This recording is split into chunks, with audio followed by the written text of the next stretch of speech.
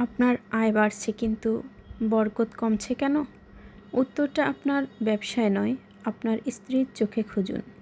অনেক পুরুষ বলে, মাসে ভালোই ইনকাম করি কিন্তু টাকা থাকে না, শান্তি পাই না।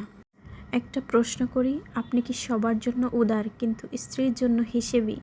আপনি আত্মীয়দের পাশে থাকেন, বন্ধুদের সাহায্য করেন, পরিবারের দায়িত্ব নেন। এগুলো অবশ্যই ভালো কাজ, কিন্তু সেই মেয়েটা নিজের ঘর ছেড়ে আপনার ঘরে এসেছে, তার অনুভূতির দায়িত্ব কি আপনি নেন? তিক্ত কিন্তু সত্য কথা। আপনার বোনের জন্য তার স্বামী আছে, আপনার মায়ের জন্য তার স্বামী আছে, সন্তান আছে, আত্মীয়দের জন্য নিজ নিজ পরিবার আছে, কিন্তু আপনার স্ত্রীর জন্য আপনি ছাড়া কেউ নেই। সে যদি মনে মনে ভেঙে যায়, সে যদি চুপচাপ কাঁদে, তাহলে সেই দীর্ঘশ্বাস আপনার ঘরের দেয়াল পেরিয়ে আপনার রিজিকেও স্পর্শ করে। ইসলামে স্ত্রীর হক আদায় করা এটা শুধু দায়িত্ব না, এটা ইবাদত।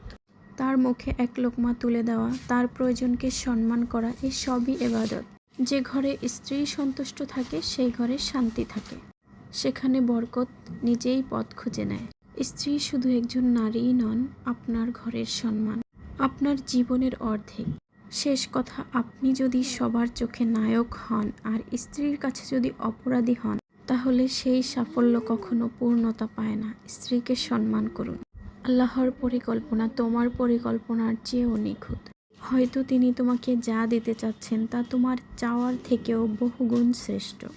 শুধু সময়ের অপেক্ষা করো। রিজিকে বরকত চান, তবে নিজের স্ত্রীকে সর্বদা হাসি খুশি রাখার চেষ্টা করুন।